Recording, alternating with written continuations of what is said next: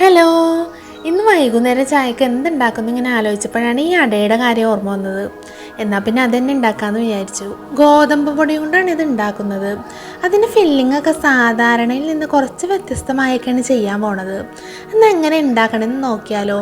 ആദ്യം തന്നെ വാഴലെടുക്കാനായിട്ട് പോയി, പിന്നെ അത് കൊണ്ടുവന്ന് കഴുകി തുടച്ച് ചെറുതാക്കി കട്ട് ചെയ്ത് വെച്ച്, അതിനുശേഷം പിന്നെ ഒരു 250 ഗ്രാം ശർക്കര ഉരുക്കാനായിട്ട് വെച്ച്, ഈ അടയുടെ ഫില്ലിങ് കൊടുക്കാനായിട്ട് ഏത്തപ്പഴം ചേർക്കണുണ്ട്.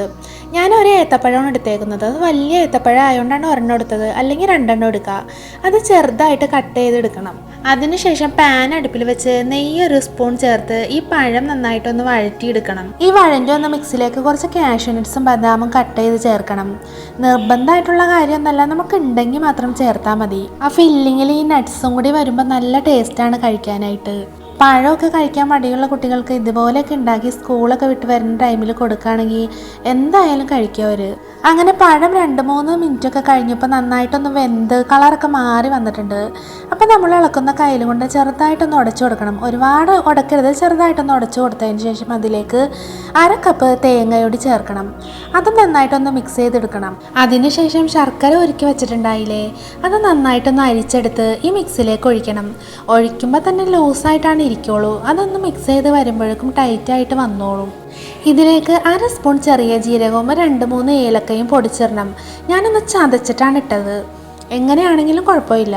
ഇത് ഇങ്ങനെ തന്നെ കഴിക്കാൻ നല്ല അടിപൊളിയാണ് കേട്ടോ. ഏലക്കയുടെ നെയ്യിൻ്റെ മണമൊക്കെ വരുമ്പോൾ നമുക്ക് കഴിച്ചുകൊണ്ട് തന്നെ ഇരിക്കാൻ തോന്നും.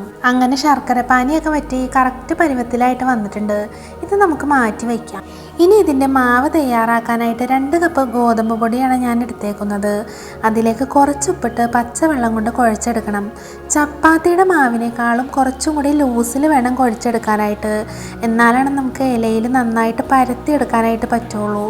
മാവ് കുഴക്കുമ്പോൾ കയ്യിൽ ഒട്ടിപ്പിടിക്കാതിരിക്കാൻ കുറച്ച് വെളിച്ചെണ്ണ കയ്യിൽ തേച്ചിട്ട് കുഴച്ചെടുത്താൽ മതി. ഈ ഒരു പരുവത്തിലാണ് മാവ് ഇരിക്കേണ്ടത്. ഇനി മാവ് ഇലയിൽ പരത്താനായിട്ട് ഒരു ബൗളിൽ കുറച്ച് പച്ചവെള്ളം എടുത്ത് വയ്ക്കണം. ഇതിൽ കൈ നനച്ചതിന് ശേഷം മാവെടുത്ത് ഇലയിൽ നൈസായിട്ട് പരത്തി കൊടുക്കണം. മാവ് കയ്യിൽ ഒട്ടിപ്പിടിക്കാതിരിക്കാൻ വേണ്ടിയാണ് വെള്ളത്തിൽ കൈ നനച്ചു കൊടുക്കേണ്ടത്. ഈ അട നല്ല സോഫ്റ്റും 2 ദിവസം വരെ കേടാവാതെ ഇരിക്കുകയും ചെയ്യും. ഇതുണ്ടാക്കുന്ന ടൈമിൽ പഴം കിട്ടിയില്ലെങ്കിൽ തേങ്ങയും ശർക്കര പൊടിച്ചതും കുറച്ച് ഏലക്കാപ്പൊടിയും ചേർത്ത് മിക്സ് ചെയ്ത് ഇതിൻ്റെ ഫില്ലിംഗ് ആയിട്ട് കൊടുത്താൽ അതും നല്ല ടേസ്റ്റാണ്. എണ്ണയിൽ പൊരിച്ചെടുക്കുന്ന സ്നാക്സ് ഒക്കെ കഴിക്കുന്നതിന് പകരം ഇതേപോലെ സ്റ്റീം ചെയ്തെടുത്ത ഹെൽത്തി ആയിട്ടുള്ള സ്നാക്സ് ഒക്കെ കഴിക്കുകയാണെങ്കിൽ നമ്മുടെ ശരീരത്തിന് ഒരു ദോഷവും ഉണ്ടാകില്ല. അങ്ങനെ അടയെല്ലാം പരത്തിയെടുത്ത് ഒരു 15 മിനിറ്റ് ഹൈ ഫ്ലെയിമിൽ സ്റ്റീം ചെയ്തെടുക്കണം. ചൂടാറിയതിന് ശേഷം ഒരു പ്ലേറ്റിലേക്ക് മാറ്റി വയ്ക്കണം. ഇത് ഇലയിലൊന്നും ഒട്ടും ഒട്ടി നമുക്ക് കിട്ടും. നല്ല സോഫ്റ്റ് ആയിട്ടുള്ള അടയാണ്. എല്ലാവരും ട്രൈ ചെയ്ത് നോക്കണം. ഇന്നത്തെ വീഡിയോ ഇഷ്ടമായെന്ന് വിചാരിക്കുന്നു. എല്ലാവരും സപ്പോർട്ട് ചെയ്യണം, സബ്സ്ക്രൈബ് ചെയ്യണം, ലൈക്ക് ചെയ്യണം, ഷെയർ ചെയ്യണം. ഓക്കെ.